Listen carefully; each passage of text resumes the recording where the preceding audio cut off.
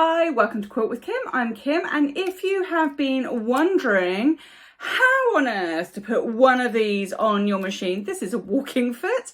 If you've been wondering how on earth to put one of these on your machine, I'm going to show you exactly how to do that. So let's switch camera. To get started to put your walking foot on, you need your walking foot, you need a screwdriver, and that's pretty much it.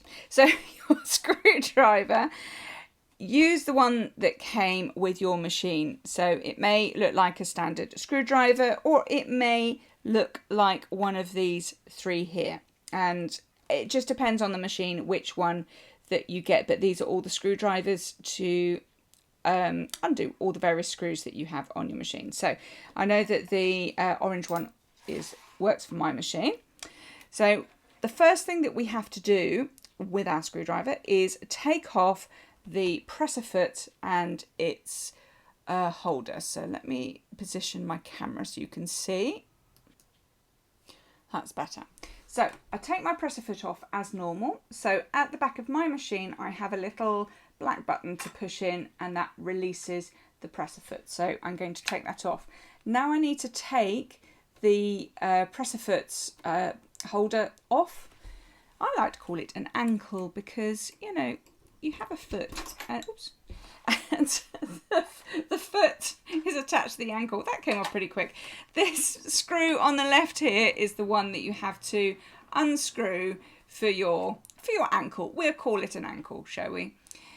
Okay, so make sure you look after that because all your other presser feet won't work without that one. So we'll put that safely to one side. Then we're going to have a look at our walking foot because that needs to go into position. So a couple of things. This claw here, I've got a claw. You may have just a little pointy out stick. It will be metal. It normally goes into a little bit of plastic here. So it may be continuous, a bit like that, or it may have a claw. Okay, either is fine. It just depends on the brand of your machine. So that claw is related to the bar here, okay?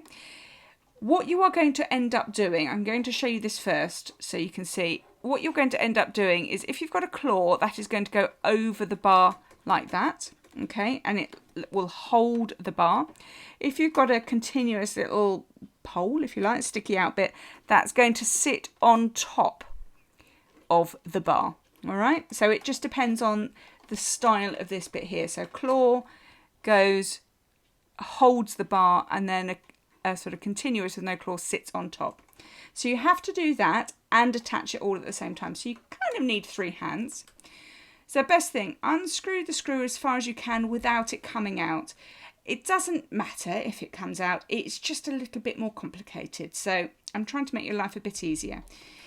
If you have a look at this bit of plastic here, you can see that it's quite square. You may not be able to see that so much on camera.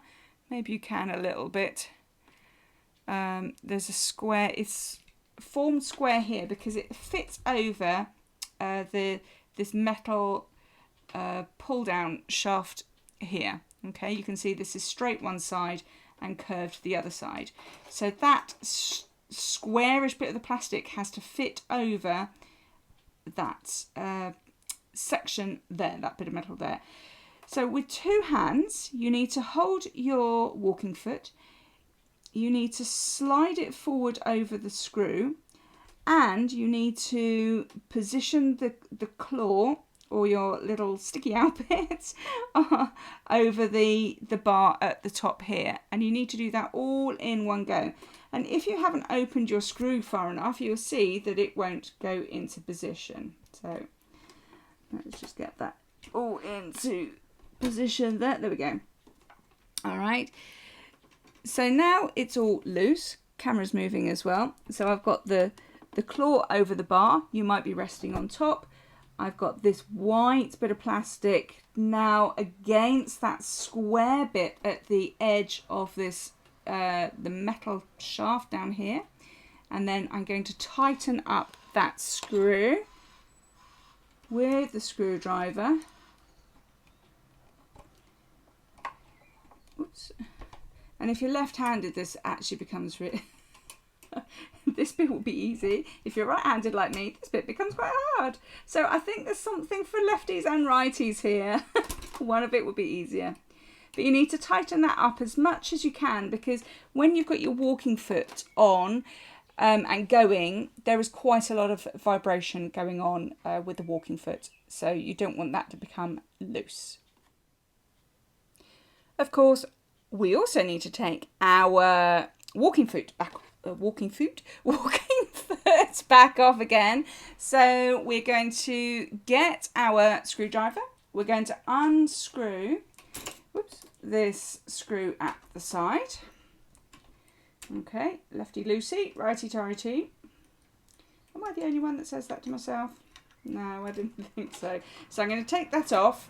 And then you remember that little ankle, the presser foot holder, whatever you want to call it. Okay, can you see that there's a groove down there in this side that fits against the downward bar there, but this time this comes up.